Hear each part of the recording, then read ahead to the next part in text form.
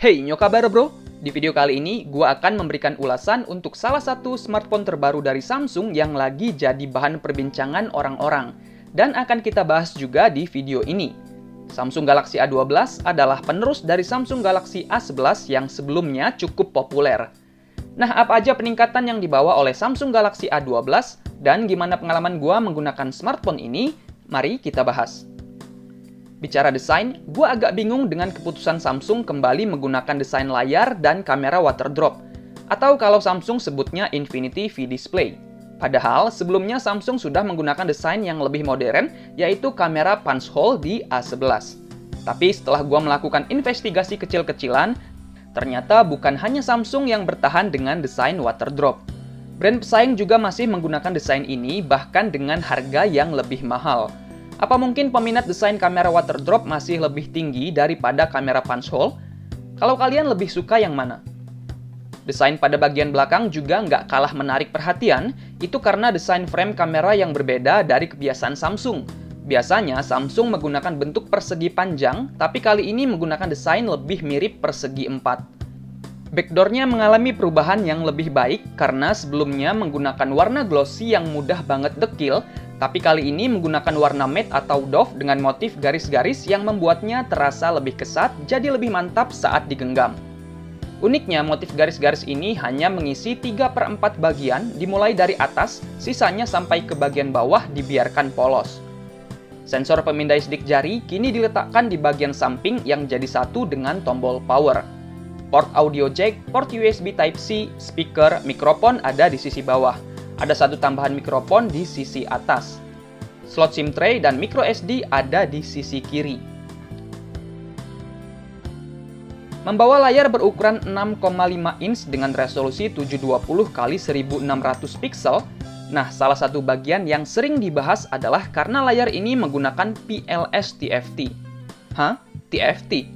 Lebih rendah dari IPS dong? Wah, jangan sampai salah ya. Tahu nggak nama lain dari IPS itu apa? Nama lainnya adalah Super TFT, karena IPS adalah pengembangan dari TFT. Begitu pula dengan PLS TFT yang ada di HP ini, juga dikembangkan berdasarkan layar TFT. Secara teknologi dan kualitas, PLS TFT mirip dengan IPS.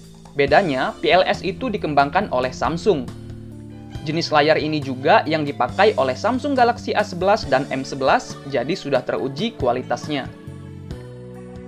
Untuk urusan hardware komputasi juga mengalami peningkatan, yang tadinya menggunakan Snapdragon 450 dengan RAM 3GB, storage 32GB, kini sudah menggunakan MediaTek Helio P35 dengan RAM 4GB, storage 128GB.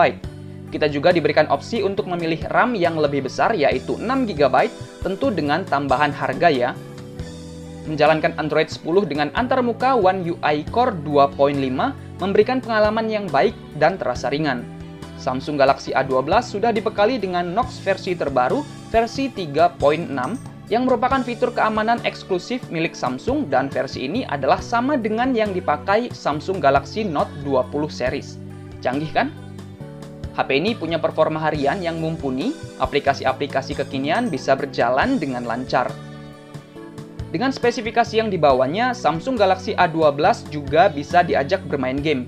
Games kelas Call of Duty Mobile bisa berjalan dengan baik. Untuk game yang lebih berat seperti PUBG Mobile juga masih bisa dimainkan, tapi tidak untuk yang benar-benar serius, karena framerate maksimal yang bisa dipilih hanya sampai medium aja. Samsung Galaxy A12 juga dibekali fitur Dolby Atmos yang bisa meningkatkan kualitas musik yang kita dengar saat menggunakan earphone atau headset Bluetooth. Tapi headsetnya beli sendiri ya, karena tidak diberikan di dalam boxnya. Ke bagian kamera, Samsung Galaxy A12 membawa peningkatan dan penambahan kamera yang tadinya hanya punya 3 kamera belakang, kini sudah dibekali dengan 4 kamera belakang. Penambahan ini berupa kamera makro dengan resolusi 2 megapiksel. Sedangkan kamera utama yang tadinya hanya 13 megapiksel, kini sudah bisa mengambil foto hingga resolusi 48 megapiksel.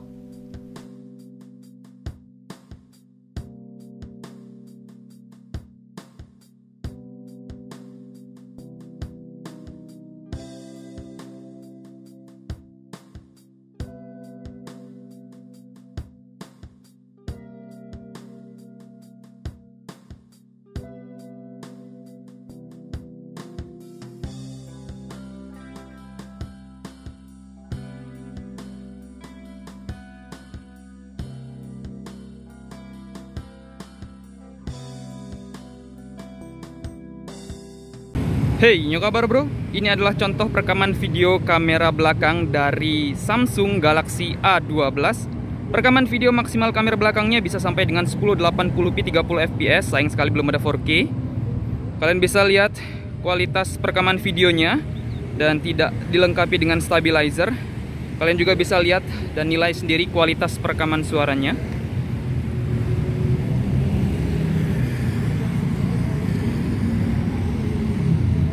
Hey, apa kabar bro?